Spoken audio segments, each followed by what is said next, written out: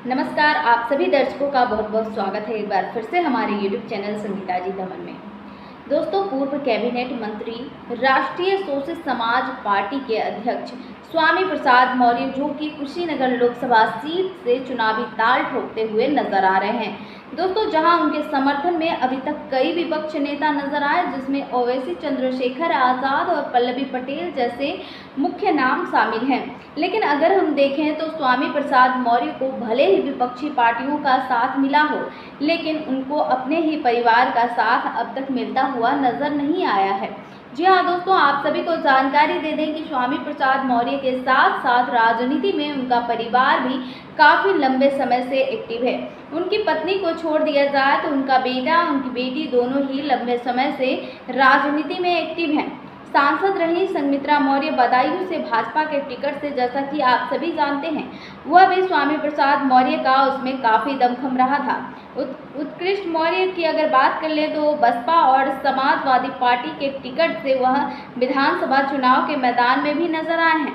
लेकिन फिलहाल अगर हम देखें तो यहाँ पर उत्कृष्ट मौर्य भी अपने पिता के समर्थन में ज़्यादा नजर नहीं आए, क्योंकि कुशीनगर लोकसभा सीट पर माहौल बनता, इससे पहले ही वो कांग्रेस में शामिल हो गए।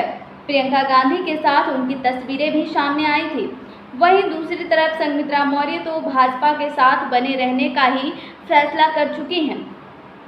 दोस्तों, एक तरीके से उनका भले ही इस लोकसभा चुनाव में टिकट कट गया हो, लेकिन इसके बावजूद उन्होंने भाजपा के नेतृत्व पर भरोसा जताते हुए उनके साथ बने रहने का फैसला किया है।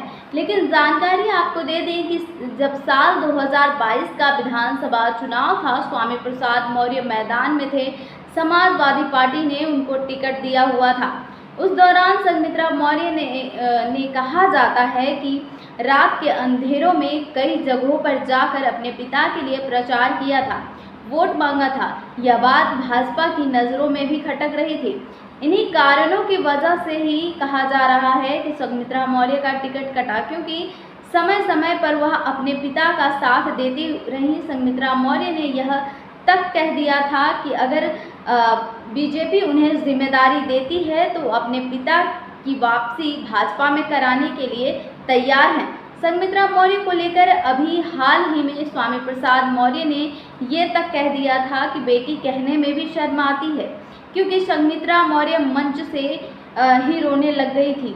तो उन्होंने कहा था कि रोना नहीं चाहिए था। इस पर भी संघमित्रा मौर्य ने साफ कहा था कि एक पिता होने के नाते उन्होंने कुछ सोच कर ही बातें कही होंगी, मैं उनके खिलाफ नहीं जाना चाहूँगी।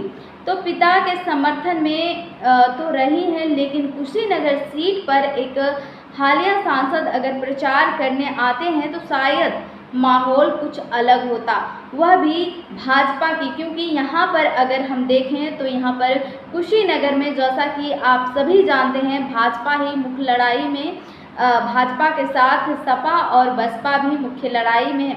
लेकिन स्वामी प्रसाद मौर्य के मैदान में उतरने से यहाँ जंग और दिलचस्प हो गई है। लेकिन अब बेटी प्रचार करने नहीं आई, बेटा यहाँ पर ज़्यादा समर्थन में नज़र नहीं आ रहे हैं। इसके बावजूद क्या स्वामी प्रसाद मौर्य जंग जीत पाएंगे या नहीं, यह देखना काफ़ी ज़्यादा दिलचस्प रहेगा।